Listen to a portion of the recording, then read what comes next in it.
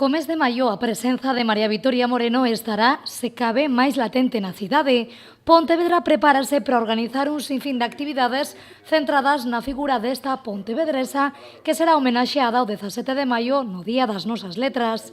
Unha das primeiras citas terá lugar este venres ás 12 da mañá co acto oficial do cambio do nome de rúa de Fernández Ladreda que pasará a chamarse a Rúa María Vitoria Moreno. Ese será soamente un dos actos, pero tamén haberá tempo para a presentación dun documental sobre a súa figura, a presentación dun libro, un concerto dedicado a ela, o acto oficial que será o 17 de maio no Teatro Principal. Para pechar este mes das letras, non? Que agardemos sexa pois fructífero, que veñan moitos máis e que a lingua, dende logo, este presente en todos os puntos da nosa vida, non? Dende a Real Academia Galega agradeceron esta mañá a colaboración do Concello en todas as actividades. A súa presenza estará marcada o día 17 co pleno extraordinario das letras, un acto onde participarán os académicos Alonso Montero, Marilar Alexandre e Fina Casal de Rei. Pero do Concello de Pontevedra e a súa atención que acaba de enumerar agora Alberte, pois a verdade que reforza algo que a Academia está vivindo especialmente e é que cada ano o Día das Letras Galegas convoca a máis xente, convoca máis iniciativas de todo tipo, tanto de tipo institucional como do que chamaríamos asociacións culturais, asociacións cívicas de todo tipo, colexios, o mundo da escola é enorme.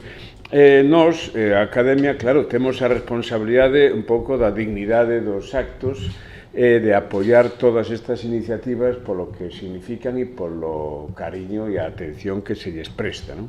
Dende o Concello, pola súa banda, amosáronse encantados de que a Real Academia Galega elixise a María Vitoria Moreno como homenaxeada neste 2018 e agardan que a cidadanía participe notablemente en todos os actos que teñen por diante. Eu espero que a asistencia a todos os actos sexa masiva, que sirva para dar a conocer a vida e a obra de María Vitoria Moreno, da que nos sentimos orgullosos, e eu espero tamén que todos os actos salgan como teñen que salir, e que ademais hoxe falaba Alberte